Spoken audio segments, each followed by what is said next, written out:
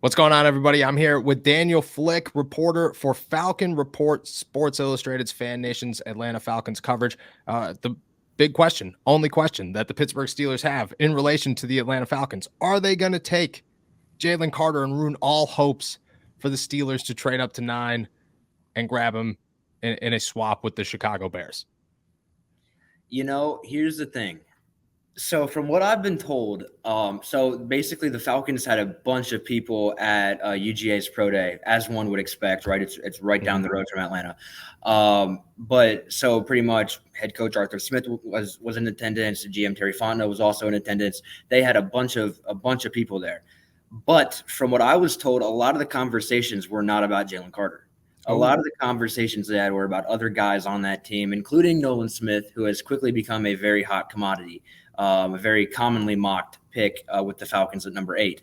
And so they had Carter in for a top 30 yesterday. And so I think that was more of a background check than anything. But it's kind of, to me, the telling thing there is that you're going to the Pro Day where you've got a big branch of connections with anybody that you want to talk to, you can talk to. And the conversations that they had weren't about Carter. And so to me, that was more telling than anything. Now, I think there's still a level of interest, but I also don't necessarily think I think he's on the board, but I don't think they're necessarily eagerly awaiting him dropping, if that makes sense. So what needs to happen? You know what I mean? Like you just said, Nolan Smith. If Nolan Smith is there, which you have to anticipate he'd probably be there at 8. If both of those guys are there, do you think that they'd go Smith over Carter? Yeah, that is the question, isn't it? I tend to think, here's the thing.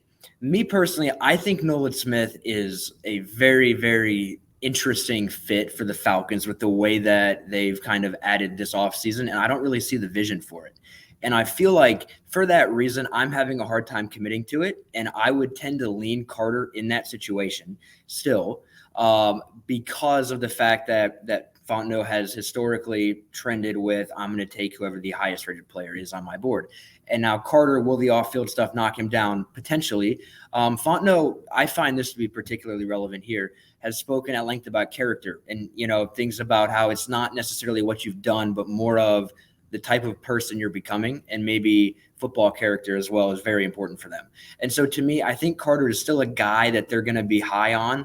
Higher than Smith that's the big question. I do think they would take Carter over Nolan Smith. I do. I also don't anticipate them having that dilemma, but I do think of the two Georgia guys, I tend to think Carter's going to be higher, but I think there might be a higher level of intrigue with Smith within the organization. It's kind of the weird deal where I don't think that Carter is a guy who they're like itching, like, I've got to have this guy. I'm not sure Smith is either. But I for sure think they see the athlete that Smith is, and I think they see the upside, the high character, and I think he's a guy they're very high on.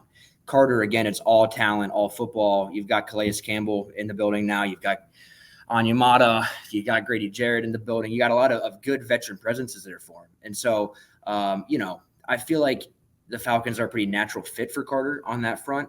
It'd be a lot of capital to tie into, less than premium position. But I do think he's still very highly thought of around the league and probably would be higher on their board than Nolan Smith.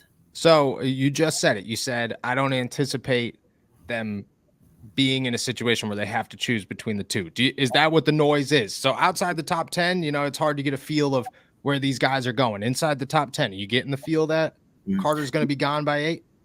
Peter King, shout out Peter King, had a very good column Monday where he said that it has become a cliche around the NFL how many people think that Carter will be drafted by Seattle at number 5. Yeah. Matt Miller, ESPN, had something where he said he talked to somebody with direct knowledge of Seattle's draft plans who said that it's going to be someone on the defensive line, whether that's Will Anderson, Tyree Wilson, or Jalen Carter. You start connecting the dots, you get the feeling there's a very fair chance Carter goes at number 5. Would Seattle take a quarterback if Stroud somehow falls or if Anthony Richardson somehow falls? Maybe. I tend to think Carter might be the favorite there. There's a lot of buzz around the whole ringer of Seattle, Detroit, and Las Vegas as 3 potential fits for him. I tend to think there's a very high chance he goes to Seattle or Detroit.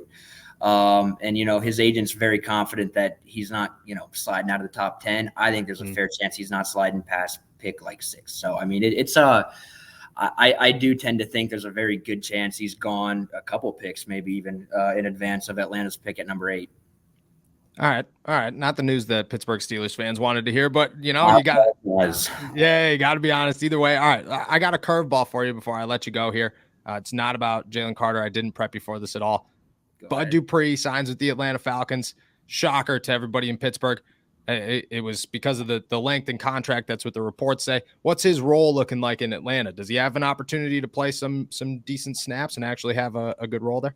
Yeah, I think with Bud, you're looking more at a guy who's going to be, I feel like it's all going to be about upside with him. He's there on a 1-year deal. I think it's $3 million is what I saw, like $1.5 million fully guaranteed. And so it's not the type of deal where he's poised to, be like a full-time starter, play huge snaps. But I do think he'll probably get 30, 40 snaps a game.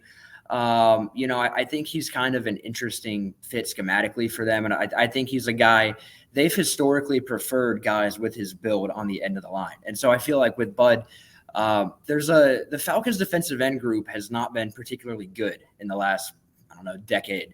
And so last 2 years alone, they're last in the league in sacks by about 23.5, if I'm not mistaken, from the team that's in second to last. Like, it's a huge margin. And so I think with Bud, you're looking at a guy who can he get back to where he was at in Pittsburgh? And so I think his role is largely dependent on, frankly, whether or not he can get back into that form. I think, probably floor for his role is, 10, 15 snaps a game.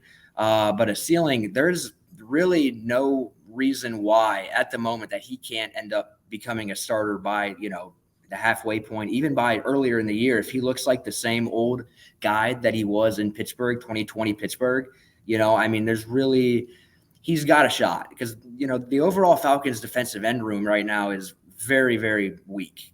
I mean, they just picked up Calais Campbell, he'll for sure start, but behind him, there's really nobody there. I think I think they'll draft one at 8, but I don't think the guy they draft at 8, unless Tyree Wilson is there at pick 8, I don't think whoever they draft will be an instant starter.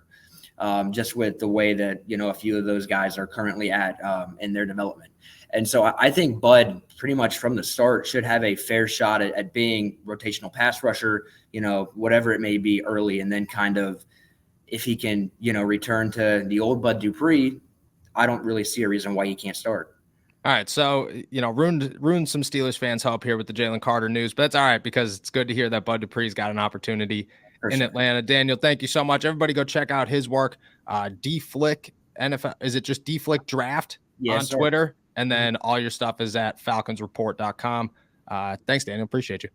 It was a lot of fun, man. I'm happy to hop back on whenever the Falcons are somehow relevant in your world again. But it's been fun for sure.